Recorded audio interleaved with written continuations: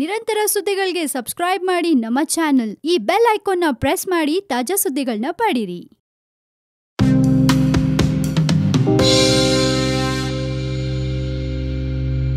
Hello, ನೀವು ನೋಡ್ತಾ ಇದ್ದೀರಾ one India Kannada YouTube channel. ನಾನು ರಾಶ್ಮಿ.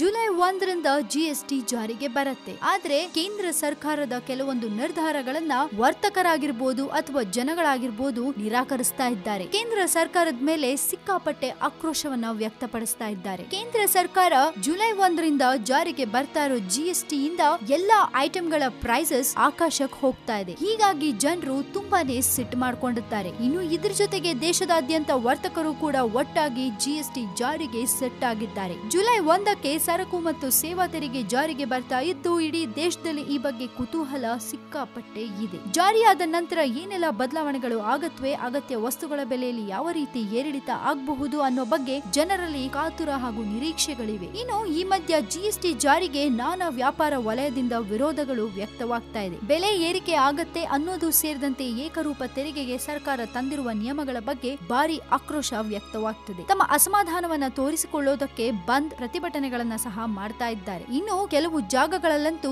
ಜನರು GST ಯನ್ನು ವಿರೋಧಿಸಿ ಯಾವ ರೀತಿಯಲ್ಲಿ ಪ್ರತಿಭಟನೆಯನ್ನ ಮಾಡ್ತಾ ಇದ್ದಾರೆ ಅನ್ನೋ ಫೋಟೋಗಳು ಕೂಡ ನೀವು ನೋಡಬಹುದು. ರಾಜಸ್ಥಾನದ ಬಿಕನೇರ್ನಲ್ಲಿ ಟೆಕ್ಸ್ಟೈಲ್ಸ್ ವರ್ತಕರಿಂದ ಮೊದಲುಗೊಂಡು ನವದೆಹಲಿಯ ಪೀಠೋಪಕರಣ ಮಾರುಕಟ್ಟೆಯ ವರ್ತಕರು, ಕೋಲ್ಕತ್ತಾದಲ್ಲಿ ಮಳಿಗೆಗಳನ್ನ ಬಂದ್ ಮಾಡಿರುವ ವರ್ತಕರು, ಔಷಧಗಳ ಬೆಲೆ ಹೆಚ್ಚಾಗಬಹುದು ಅನ್ನೋ ನಿರೀಕ್ಷೆಯಲ್ಲಿ ಖರೀದಿಗೆ ಮುಂದಾಗಿರುವ ಗ್ರಾಹಕರು, ಹೀಗೆ ವಿವಿಧ ಫೋಟೋಗಳನ್ನ ನೀವು ಕೂಡ ನೋಡಬಹುದು. ಇನ್ನು ರಾಜಸ್ಥಾನದ ಬಿಕನೇರ್ನ ಟೆಕ್ಸ್ಟೈಲ್ಸ್ ವರ್ತಕರು GST ಜಾರಿ ವಿರುದ್ಧ ಬಾಯಿಗೆ ಬೀಗ ಹಾಕೊಂಡು ಪ್ರತಿಭಟನೆ ನಡೆಸಿದ್ದಾರೆ. ಹಾಗೆ ನವದೆಹಲಿಯ ಕೀರ್ತಿ ನಗರದಲ್ಲಿರೋ ಪೀಠೋಪಕರಣಗಳ ಮಾರುಕಟ್ಟೆಯಲ್ಲಿ GST ಜಾರಿ ವಿರುದ್ಧ ಆಕ್ರೋಶ ವ್ಯಕ್ತಪಡಿಸಿ ಭೂತದಹನ ಮಾಡಲಾಯಿತು. GST ಜಾರಿಯಾದ ನಂತರ ಔಷಧಗಳ ಬೆಲೆಯಲ್ಲಿ ಏರಿಕೆಯಾಗುವ ಸಾಧ್ಯತೆ ಇರೋದ್ರಿಂದ ಕೋಲ್ಕತ್ತಾದಲ್ಲಿ ಜನರು ಖರೀದಿಗಾಗಿ ಮೆಡಿಕಲ್ ಶಾಪ್ ಮುಂದೆ ನಿಂತ ಕ್ಷಣ ಕ್ಯಾಮೆರಾದಲ್ಲಿ ಸೆರೆಯಾಗಿದ್ದು ಹೀಗೆ. ಇನ್ನು GST ಜಾರಿ ವಿರೋಧಿಸಿ ರಾಜಸ್ಥಾನದ ಜೈಪುರ್ನಲ್ಲಿ ಅಂಗಡಿಗಳನ್ನ ಮುಚ್ಚಿ ಬಂದ್ ನಡೆಸಿದ ವೇಳೆ ತಳ್ಳುಗಾಡಿಯೊಂದನ್ನು ನುಗ್ಕೊಂಡು ಹೋಗ್ತಾ ಇದ್ದ ವ್ಯಾಪಾರಿಯೊಬ್ಬರು ಕಂಡು ಬಂದದ್ದು ಹೀಗೆ. ಇನ್ನು ಕೋಲ್ಕತ್ತಾದ ಬುರಾ ಬಜಾರ್ನಲ್ಲಿ GST ವಿರುದ್ಧದ ಬಂದ್ ವೇಳೆ 3 ದಿನದಿಂದ ಬೀಗ ಜಡ್ದಿರೋ ದೃಶ್ಯ ಕೂಡ ಕಂಡು ಬಂದಿದೆ. ಇದ್ರ ಜೊತೆಗೆ